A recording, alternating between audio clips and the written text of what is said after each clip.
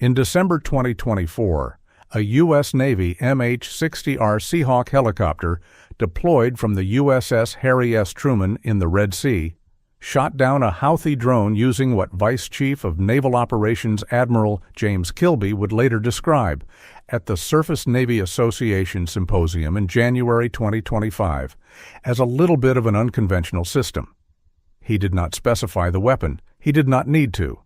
The significance was not the weapon. The significance was the platform. A helicopter. A crude, ship-based helicopter had become the latest tool in the most sustained counter-drone campaign any American military force had conducted since the invention of the drone threat itself. That single engagement, unremarkable in isolation, is actually the entry point into one of the most consequential tactical and strategic problems the United States Navy faces right now. Not submarines, not hypersonic missiles, not even carrier-killer ballistic missiles. Drones, specifically drone swarms. Specifically the combination of mass, low cost, and autonomous coordination that Iran, its proxies, and increasingly China are developing to defeat the most expensive layered air defense system ever assembled at sea. Over the 15 months of continuous operations in the Red Sea that preceded Admiral Kilby's January 2025 remarks, 26 American ships had been in the engagement zone of Houthi drone and missile fire. American and Allied forces shot down approximately 480 Houthi drones and missiles using a combination of Standard Series interceptors, F-35C, and Super Hornet naval fighters, land-based F-16S, E-2 Hawkeye early warning aircraft, Seahawk helicopters, 5-inch deck guns, and Phalanx close-in weapon system autocannons. The sensor data for all of those engagements was fused through Spy Series naval radars and Hawkeye aircraft using AI-assisted Maven systems to maintain a common operating picture of the drone threat. And despite all of that, 18% of Houthi attacks managed to strike civilian ships, causing damage and loss of life. None hit warships, but a Super Hornet fell off a carrier during evasive action against a Houthi drone. 2 more were lost in accidents related to operational tempo. Over a dozen MQ-9 Reapers were shot down over Yemen. The math of the Red Sea is the drone threat's core strategic logic, distilled to its essential equation. A Shahed 136 kamikaze drone, the Iranian-designed one-way attack system that the Houthis have been firing by the hundreds, costs between $20,000 and $50,000 depending on the production run and the components used. An SM-2 Standard missile, the most commonly employed interceptor against these threats aboard Arleigh Burke-class destroyers, costs roughly $2 million.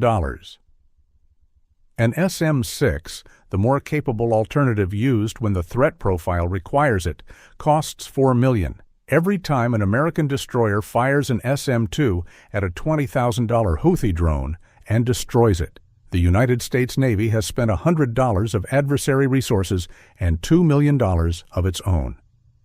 In a sustained campaign involving hundreds of engagements, that economic asymmetry is not a minor tactical inconvenience. It is a strategic drain that depletes missile inventories, stresses logistics chains, and reduces the number of interceptors available for the scenarios those systems were actually designed for. This is not a new problem. The CNAS report, Countering the Swarm, authored by Stacy Pettyjohn and Molly Campbell, and published in September 2025, described the cumulative impact of sustained Houthi drone attacks as injuring U.S. personnel, depleting U.S. air defense interceptor stockpiles, and consuming resources at rates that the defense industrial base was not producing replacements for at sufficient speed. The report noted that China was investing heavily in kamikaze drones and developing autonomous drone swarms, and would soon have one of the largest and most capable drone forces in the world. Beijing had recently touched off a program to field 1 million tactical unmanned aerial systems by 2026. The United States, by comparison, procured 50,000 UAS in 2025 and planned to acquire 200,000 more by 2027. 1 million versus 50,000. That is the asymmetry the Navy has to solve. The weaponized helicopter is one piece of the solution, and to understand why it matters, you have to understand what makes the drone swarm threat so difficult for conventional naval air defense to defeat. An Arleigh Burke-class destroyer in a carrier strike group carries 96 vertical launch cells. Those cells are shared between ballistic missile defense interceptors, anti-ship missiles, anti-submarine rockets, and land attack tomahawks. The number of cells allocated to SM-2 and SM-6 air defense interceptors on any given deployment is finite, somewhere between 30 and 60 interceptors depending on the mission package and the threat assessment at the time of departure. If an adversary launches a sustained drone campaign against the strike group, firing wave after wave of cheap one-way attack systems at a rate that requires the expenditure of multiple interceptors per engagement cycle, the strike group's air defense magazine depth becomes a critical vulnerability. Once the vertical launch cells are empty, the ship cannot reload at sea without returning to a port with replenishment capability. In a sustained campaign operating far from friendly logistics bases, magazine depth is not an infinite resource. Iran's strategy and the strategy it has refined through years of Houthi proxy operations in the Red Sea is built precisely around this vulnerability, not around defeating American air defense systems, around exhausting them. Fire enough drones at a high enough rate over a long enough period, and eventually something gets through, not because American defenses failed to engage it, but because American defenses ran out of the weapons to engage it with. The Shahed is not designed to be faster than an SM-2. It is designed to be cheaper than an SM-2 by a ratio of 100-to-1, and to be produced in quantities that make that ratio strategically decisive over time. The counter-drone problem for the Navy therefore has two dimensions that require different solutions. The first dimension is the individual engagement problem. How do you kill a small, low-flying, relatively slow drone that has a radar cross-section smaller than most surface ships and can fly at altitudes below the radar horizon of a ship-mounted radar? The second dimension is the magazine depth problem. How do you engage hundreds of drones at a cost per engagement that does not drain your magazine before the threat is exhausted? The MH-60R Seahawk helicopter armed with Hellfire missiles addresses both dimensions simultaneously, and that is why the December 2024 kill over the Red Sea was more significant than a single drone shootdown suggests. The MH-60R is the Navy's primary ship-based helicopter, operating from the flight decks of carriers, destroyers, frigates, and amphibious ships throughout the fleet. It was designed primarily for anti-submarine warfare and anti-surface warfare. Its primary weapons are the Mark 54 lightweight torpedo for submarine engagements, the AGM-114 Hellfire missile for surface targets like small boats and fast attack craft, and door-mounted .50 caliber GAU-21 machine guns for close-range engagements. It carries an AN/APKWS 22 dipping sonar for submarine detection, a 6-tube sonobuoy launcher, and advanced electro-optical and infrared sensors for surface surveillance. What it was not designed to do is kill drones.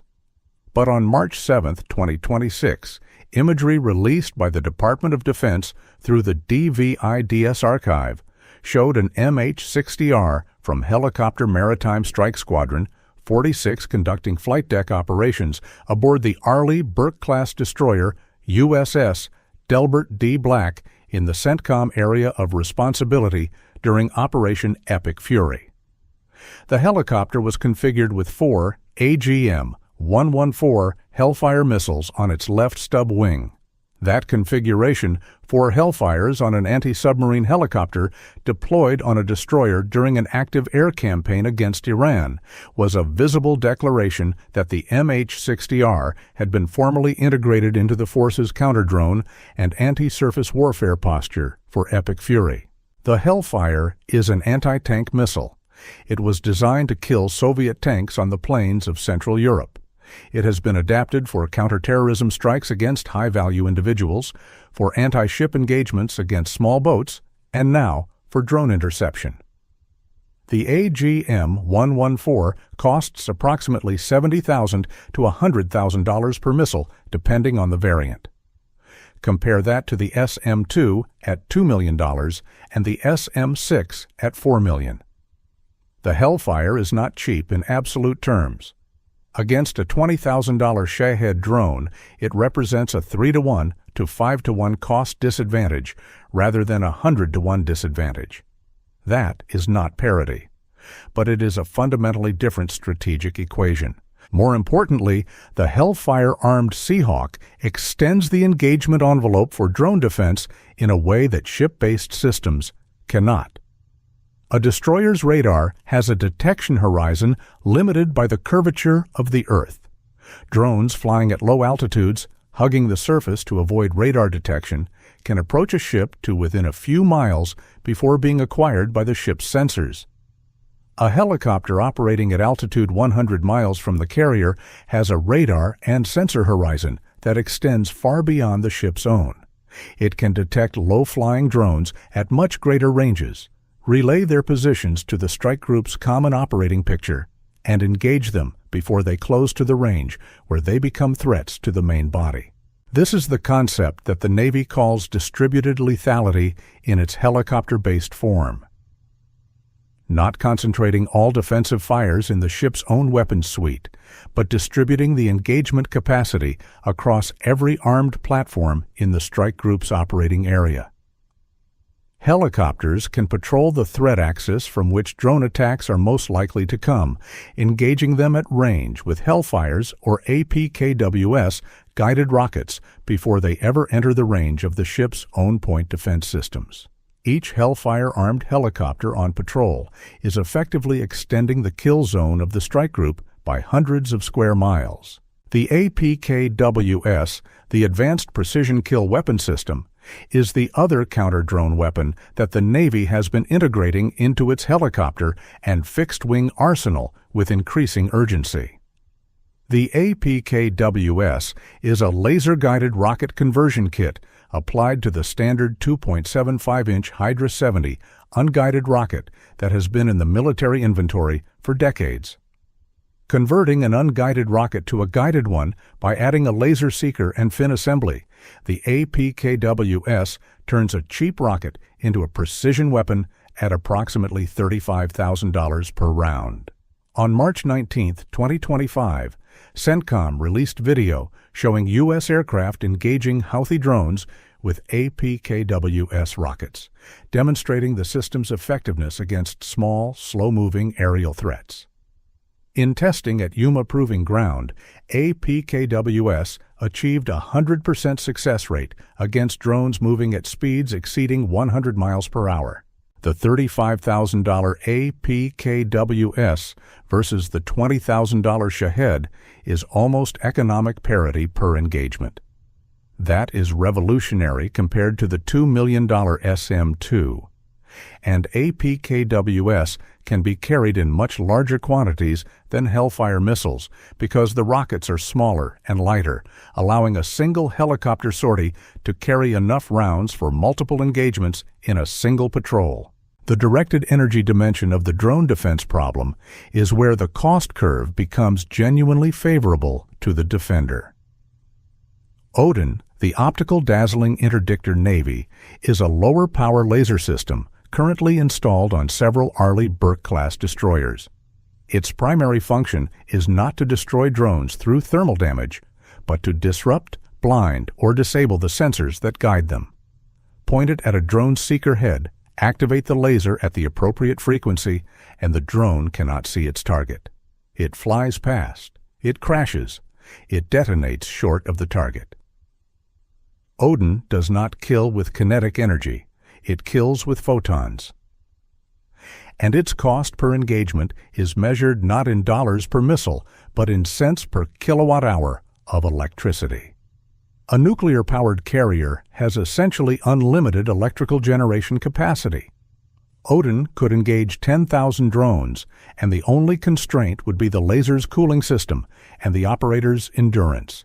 HELIOS, the high-energy laser with integrated optical dazzler and surveillance system, represents the hard-kill laser complement to ODIN's soft-kill capability.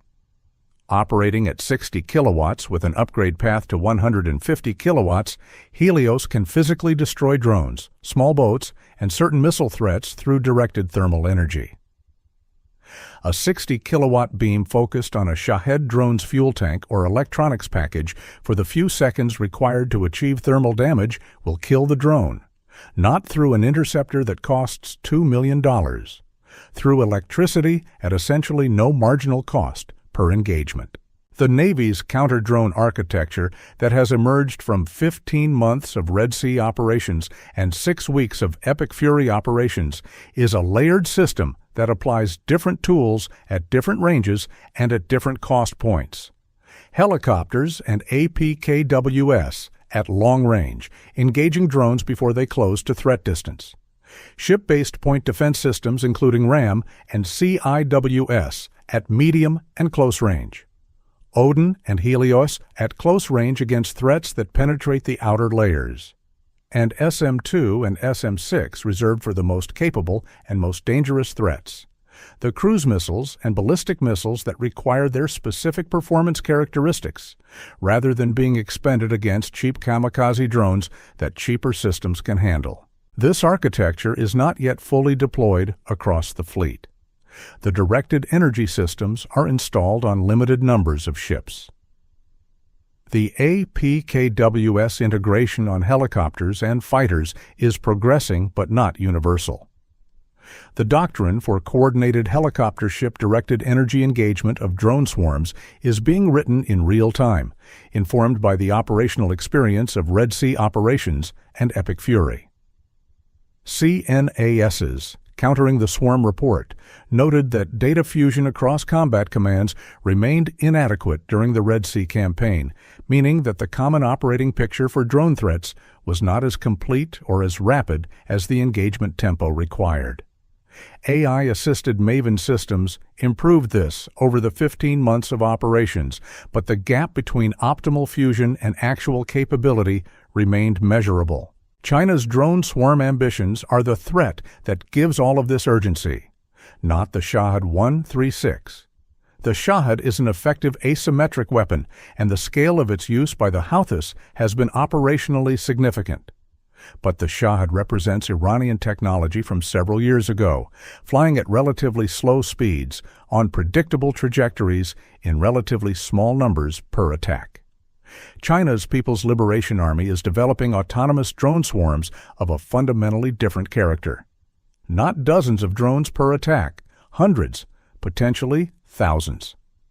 Operating under AI coordination that does not require a human controller for each individual platform, able to adapt their attack routing in real time based on sensor data from drones that are still airborne when others are shot down, and designed specifically to saturate the layered defensive architecture that the Red Sea campaign has refined. The CNAS report noted China's development of the Jiu Tian mothership drone, a large unmanned aircraft designed to carry and release over 100 smaller Group 1 drones, effectively deploying a drone swarm from a single launch platform at range from the target. A carrier strike group defending against 3 or 4 Jiu Tian motherships, releasing 500 small drones simultaneously, is facing a threat that the current counter-drone architecture, refined through Red Sea operations against Houthi attacks, was not designed to defeat at that scale. The Navy's counter to this longer-term threat runs through several parallel tracks. The directed energy investment needs to accelerate with higher power laser systems that can engage multiple targets in rapid succession, becoming standard equipment across the fleet, rather than a capability deployed on selected ships. The autonomous counter-drone system development needs to produce platforms that can be launched from carriers and destroyers to intercept drone swarms at range before they close on the strike group, using their own AI coordination to match the adversary swarm's autonomous behavior. And the magazine depth problem needs to be addressed through a combination of directed energy, lower-cost kinetic interceptors like APKWS, and autonomous counter-drone platforms that carry weapons optimized for the drone threat rather than weapons designed for other missions that have been adapted.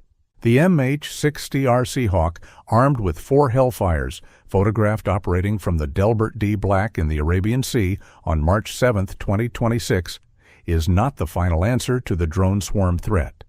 It is the most visible current manifestation of the Navy's adaptation to a threat that has reshaped naval warfare faster than any doctrine or acquisition program anticipated. In December 2024, a crewed helicopter using an unconventional system shot down a drone over the Red Sea for the first time in Navy history. 15 months later, an MH-60R with 4 Hellfires is standard equipment for destroyer operations in active combat. The adaptation is real, the pace is genuine, and the threat it is adapting to is still evolving faster than the adaptation. Iran spent decades developing the drone capability that the Houthis weaponized in the Red Sea. China is investing at a scale that dwarfs what Iran spent to produce a drone force that dwarfs what the Houthis deployed with autonomous coordination that the Houthis never possessed. The Navy is adapting. The question is whether the pace of adaptation matches the pace of the threat's development. In the Red Sea, the answer was mostly yes, with the qualifications and the losses that the real world imposes on every mostly. Against a Chinese swarm of the scale that Beijing is developing, the answer is not yet clear. The weaponized helicopter is part of the answer. The laser is part of the answer. The AI-coordinated counter-drone system is part of the answer. None of them alone is the full answer. But a Seahawk with 4 Hellfires, flying a patrol pattern 50 miles from the carrier it is protecting, looking for the leading edge of a drone swarm before it reaches SM-2 range, is the Navy's current answer. And on the day it needs to be the answer, it will have to be enough. If you want to understand how the Navy's counter-drone architecture is evolving, what the directed energy investment actually looks like in terms of fielded systems and deployment timelines, and what the gap between the Red Sea threat and the Pacific threat means for the Navy's most urgent modernization priorities, subscribe to Navy Power Decoded. Every week, we go deeper than the headlines. The drone threat is not going away. The weaponized helicopter is the Navy's answer today. What comes after it will determine whether that answer is still sufficient tomorrow. One more dimension of the weaponized helicopter story that connects everything discussed here to the broader trajectory of naval warfare. The MQ-8C Fire Scout, the Navy's dedicated unmanned helicopter designed specifically for ship-based ISR and targeting, was retired by the end of fiscal year 2026 after only 2 years of operational service. 38 were procured, 10 were operational. The rest were in storage. It was canceled not because autonomous helicopter capability is wrong, but because the specific platform was too limited in endurance, too constrained in payload, and too expensive relative to what next-generation attritable unmanned systems can provide. The Navy's answer to the Fire Scout's retirement is not a return to purely crewed helicopters. It is a transition to what Commander Ian Adams, MQ-8C Resource Officer for the Navy's Air Warfare Division, described as affordable, attritable, connected UAS that will team with MH-60R Seahawks aboard the next generation of Constellation-class frigates. Not a single unmanned helicopter operating alone. A teamed system, crewed Seahawk and autonomous drone partner sharing sensor data, dividing engagement responsibilities, extending the effective patrol radius and the magazine depth of every ship in the fleet simultaneously. This is the manned-unmanned teaming concept that the Navy's aviation planners have been developing for years, and the Red Sea campaign and Epic Fury have given it an operational urgency that no program brief could have generated. A Seahawk operating with an autonomous drone partner that carries APKWS rockets and a targeting radar can patrol an area 3 times as large as the Seahawk alone. The Seahawk's crew provides the judgment and the command authority for weapons release. The autonomous partner provides the sensor coverage and the additional magazine capacity that extends the engagement capability of the pair. The Houthi campaign forced this adaptation faster than any planned acquisition program would have. The Navy arrived in the Red Sea with the doctrine and the systems it had. It left 15 months later with a fundamentally different understanding of what counter-drone operations require, what directed energy can contribute, what helicopter-based engagement capacity looks like in sustained combat, and what autonomous teaming needs to provide. Epic Fury accelerated every one of those lessons. And the next conflict, wherever it happens, against whoever presents the drone threat that demands a response, will find a Navy that has absorbed those lessons and incorporated them into every ship, every air wing, and every operational plan.